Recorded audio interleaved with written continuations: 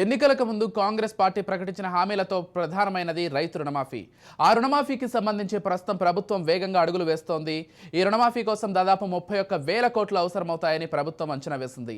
ఇందులో భాగంగా లబ్ధిదారులు ఎంపిక చేసే ప్రక్రియకు శ్రీకారం చుట్టింది. ప్రభుత్వం ఏర్పాటు చేసిన కమిటీ నివేదిక ఇవ్వడంతో రుణమాఫీ పథకానికి సంబంధించి ప్రభుత్వం అర్హులను గుర్తించే పనిలో పడింది. నిధుల లభ్యత లేని కారణంగా అర్హులకే రుణమాఫీ వర్తించేలా ప్రభుత్వం కార్యాచరణ చేపట్టింది. ఇందులో భాగంగా షాకింగ్ నిర్ణయం తీసుకుంది. మంత్రులు, పార్లమెంటు సభ్యులు, ఎమ్మెల్యేలు, ఎమ్మెల్సీలకు రుణమాఫీ వర్తింప చేయకూడదని రాష్ట్ర ప్రభుత్వం నిర్ణయించింది. అయితే ఈ జాబితాలో ప్రభుత్వ ఉద్యోగులకు మినహాయింపు ఇచ్చే అవకాశం కనిపిస్తోంది.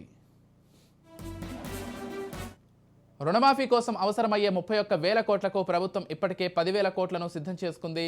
టీజీఐఐసీ భూములను బ్యాంకులకు తరఖా పెట్టి మరో 10,000 కోట్లను సమీకరించుకునుంది. రుణాల రూపంలో మరో 10,000 కోట్లను ఏర్పాటు చేసుకోనుంది. ఒకే దఫాలో 2 లక్షల పంట రుణాన్ని మాఫీ చేస్తామని ప్రభుత్వం చెబుతోంది. ఆగస్టులోగా ఈ రుణమాఫీ ప్రక్రియను పూర్తి చేస్తామని ముఖ్యమంత్రి రేవంత్ రెడ్డి ఇప్పటికే ప్రకటించారు. కాంగ్రెస్ అధికారంలోకి రావడానికి రుణమాఫీ పథకం ప్రధాన కారణమైంది. గత భారత రాష్ట్ర సమితి ప్రభుత్వం రుణమాఫీ విషయంలో పిల్లి మొగ్గలు వేయడంతో అలాంటి పరిస్థితి తలెత్తకూడదని రేవంత్ ప్రభుత్వం కట్టుదిట్టంగా అడుగులు వేస్తోంది. నిధుల లభ్యత లేకపోయినప్పటికీ ఉన్న వనరుల ఆధారంగా నిధులను సమీకరించుకుంటామంటుంది.